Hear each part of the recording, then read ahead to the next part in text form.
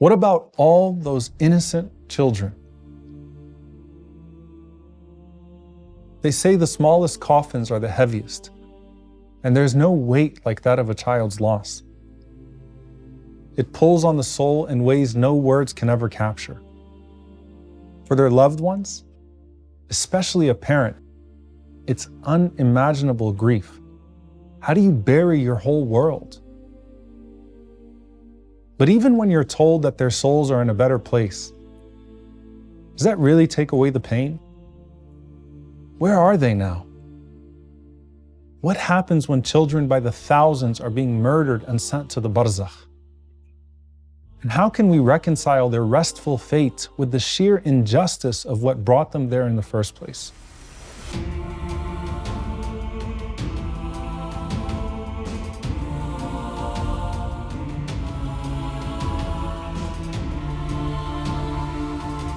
Before the people of Gaza endured this episode of the genocide, it was the image of Muhammad ad-Durra over 20 years ago being murdered in the lap of his father that became a symbol of the Palestinian uprising. Before the people of the ditch were thrown into their fire, it was the preaching of a young boy that set that tyrant off. Eventually, that same young boy was tied to a tree and had an arrow put right through him, killing him in front of his people. This preceded the genocide of his time. But he's still alive through the Quran that has immortalized his story until this day. His soul is with Allah forever, and his story remains with us. But something else happened in the time of the Sahaba that's extremely interesting. It's narrated that during the time of Umar ibn al-Khattab radiallahu anhu, as Islam spread throughout the world, they actually found the grave of this boy that they would read about centuries later. And guess what? His body was intact. In fact, it was so intact that the wound from the arrow was so fresh to the extent that when they moved his hand from it, the blood still flowed. How many times have you heard stories of the bodies of shuhada recovered throughout the world and in different generations, untouched by time, no sign of decay, just preserved, looking just like they did the day they were killed?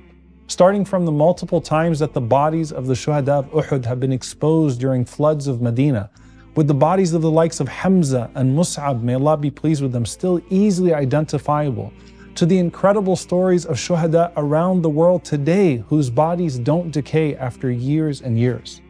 But in this particular time we live in, we're seeing bodies torn to pieces by the most sophisticated of weapons.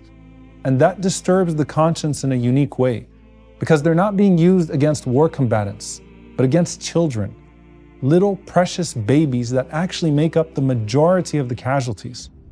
There's a saying from Nelson Mandela that there can be no keener revelation of a society's soul than the way in which it treats its children. What does that say about the state of the soul of our world that permits children to be blown to bits and starved to death as a matter of global policy? And that causes deep philosophical and theological issues for some. How do you come to terms with a soul that comes into this world and leaves it so quickly in such brutal fashion? Remember Muhammad Abul Qumsan, who had just picked up the birth certificates for his newborn twins when he found out that they were already killed? Think about the light of the soul coming from the realm of pre-existence to become a self in this world only for a few moments before it departs into eternal light. Can we see that light therein through the darkness of their murder? The Prophet ﷺ said, "Kullu mawludin yuladu ala al-fitra." Every newborn is born upon the fitra, which is their pure nature, meaning babies, infants, and children are innocent and pure in every sense of the word. That's why it's especially painful to see children become the targets of genocide. The innocence and purity violated, and all of the hopes, aspiration, and dreams of the child and their parents shattered. But Allah in His mercy refuses for that event to be the end of their story. We learn from our tradition that there's a very special experience awaiting the children in the Barzakh. And no one is more comforted than a parent, because no one feels the pain of the death of a child from this world, especially through murderous means, like the womb that brought them into this world in the first place. So when you see that child being killed, know that no one loves that child more than their parents. And if it hurts us to see the image of Muhammad ad-Durra on our screens, think of his dad who had him martyred in his lap. As painful as the scenes of Hind Rajab shot over 300 times in her car, with her ambulance call pleading for help recorded for the whole world to hear. Think about how much harder it is for her mom to hear that call over and over again. Imagine if these people didn't have Jannah, but they do. And that's the hope the Prophet ﷺ would comfort a grieving mother with. In one incident, a young teenager named Haritha radiallahu anhu was killed in the Battle of Badr. And his mother came to the Prophet ﷺ and said, Ya Rasulullah, you know how much Haritha meant to me. If he's in paradise, then I'll be patient and I'll seek the reward from Allah. But if he's somewhere else, then you'll see what I'm going to do, meaning I'm going to lose my mind. And the Prophet ﷺ said, woe to you, O Haritha, is it only one Jannah? There are multiple levels of Jannah, and he's in the highest level of Jannatul Firdaus. She was then comforted knowing that Allah gave her child more than she could have given him as a mother. In the case of children, just as their murderers seemingly took away their future, the child will be in endless gardens. And just like the martyr, the child will be in birds flying around paradise, but not in the same bodies.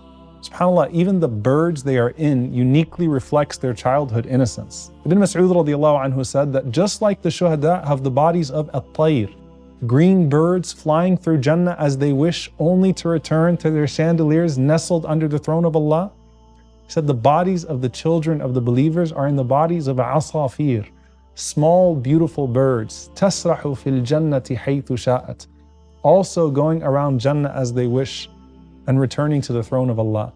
So their innocence and childhood is still preserved in the Barzakh, as their souls are even now in the bodies of smaller sweet birds to represent their childhood. Not only that, can you imagine those babies that are still fed by their mothers, being nourished by a special tree? Khalid ibn Ma'dan rahimahullah said, indeed in Jannah there's a tree called Tuba, whose branches are like udders, nourishing the children of the people of paradise. And this concept is corroborated by the Prophet ﷺ, who lost his own son and said, my son Ibrahim died while he was still nursing, and he has 2 wet nurses who will complete his term for him in Jannah. So they're not only in the bodies of these little birds at all times, but they have wings, and their childhood is being carefully preserved in heavenly fashion. Prophet ﷺ said, last night 2 people came to me, and they made me get up and they said to me, let's go. So I set off with them. And he mentioned things that he had seen. And amongst those things, he says, we set off and we came to a luscious garden in which all the colors of spring were present. And then there was this man who was so tall that I could hardly see his head in the sky. Around that man was the largest number of children I had ever seen. Then among the things that the 2 angels explained to me was that as for the tall man who was in that garden, that was Ibrahim alayhi salam. And as for the children who are around him, those are all of the children who died in a state of fitrah.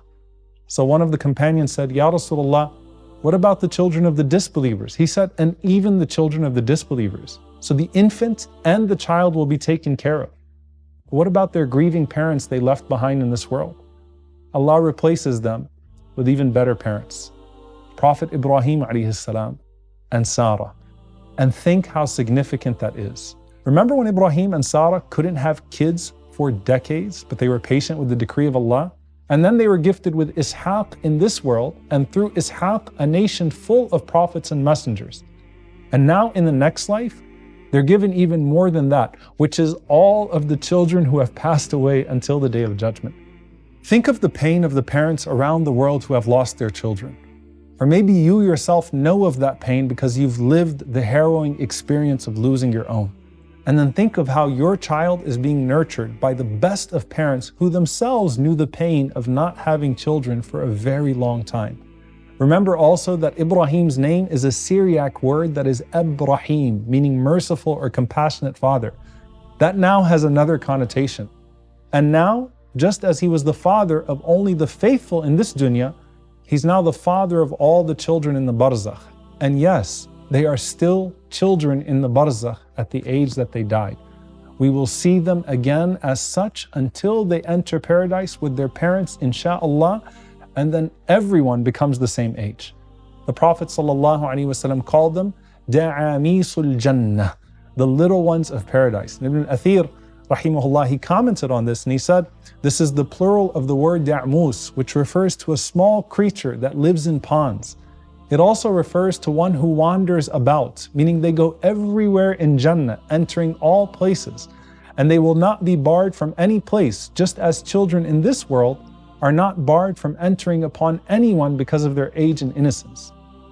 And as you stare at the empty rooms they leave behind, and there's little more painful than a parent staring at the empty room of a child.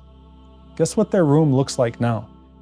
There's a famous narration of Malik ibn Dinar rahimahullah, who was a drunkard and distant from Allah until he repented after seeing a dream of his deceased daughter telling him to fear Allah subhanahu wa ta'ala. And in that narration, he describes where he saw the children of Jannah. He says, I looked to this mountain and it was covered in silver, within which were open niches, curtains hanging upon every alley, and skylights fitted with red gold, separated only by rubies. He said the constellation of each skylight was draped with pure silk. When I looked upon the mountain, children emerged with faces like the full moon. And then my daughter darted to me upon a cradle of light until she appeared right before me. She reached with her left hand towards my right hand and held onto it. And then she stretched forth her right hand towards the beast that was chasing me, and he turned back. Then she gave me a seat, and she sat upon my lap. And she struck my beard with her right hand. And she said, Ya abati, alam ya'ni lilladhina amanu an takhsha'a qulubuhum li dhikrillah. Oh my father, isn't it time for those with faith that their hearts be humbled by the remembrance of Allah? So Malik said, I wept and I said, oh my daughter, you all know the Quran too? And she said, oh father, nahnu a'rafu bihi minkum. We know it even better than you. Now the story of repentance may be unique to Malik, but the place of his daughter is not. For how many more of us have children in that mountain? And the reunion is just as real for anyone else. And when we take comfort collectively as an ummah in knowing that our children have not been slain in vain, we speak directly as an ummah to the parents amongst us that have experienced that pain. Your child too is waiting for you. And while you could not fully welcome or raise your children in this life, Allah made it so that your children could welcome you in the next phase of your life. Abu Hassan rahimahullah said, I said to Abu Hurairah radiallahu anhu, Ya Abu Hurairah, I lost two of my children.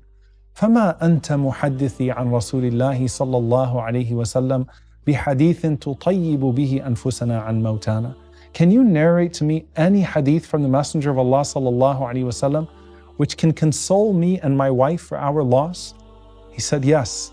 The Prophet ﷺ said, their little ones are the little ones of paradise. And when one of them meets their parents, he takes hold of his garment or his hand as I am taking hold of the hem of your garment. And he does not let go until Allah admits him and his parents into paradise. So subhanAllah, kids wait to grab their parents by the hands to enter them into Jannah. And if a miscarried fetus, then the Prophet ﷺ said, then even by the umbilical cord. And even if that cord was severed in dunya by the monsters of genocide. Dr. Farhan Abdul Aziz, who's a dear friend of mine and a doctor who served in Gaza, had shared with us this story of an 8-year-old boy named Zakaria, who told his father at the beginning of the genocide that he had a dream that the war was going to end on day 74. And so on day 73, he asks his father, he says, Baba, if I die, will I meet the Prophet ﷺ? And his dad said, of course, but the war is going to end, right? But it ended only for him because he was killed on day 74. Can you imagine what it was like for baby Zakaria to go from the warmth of his parents' embrace to, inshallah, the warmth of the embrace of the Prophet ﷺ? And what an embrace after a cruel exit. Imagine Wadea al-Fayyumi, the murdered 6-year-old who ran up to his landlord thinking he would give him a hug, now running up to Ibrahim alayhi salam instead. And then imagine the miscarried children and Zakaria and Wadea and all those kids who entered that realm first, now playing together in gardens. Hind with Reem, the soul of our soul, now with all the other pure souls basking in a beautiful childhood in the Barzakh after their childhood was stolen from them here.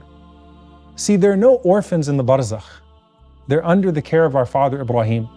But I want to remind you and I that there are plenty of orphans on this side from all over. And think of the emphasis in our deen on caring for them.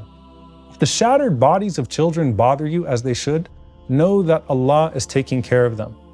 But it's the shattered souls of children still alive in their bodies here that we must also direct our attention to. And perhaps the parents of those children who have been killed or who are dead are looking back at this world and wondering what we're doing for them. لعلي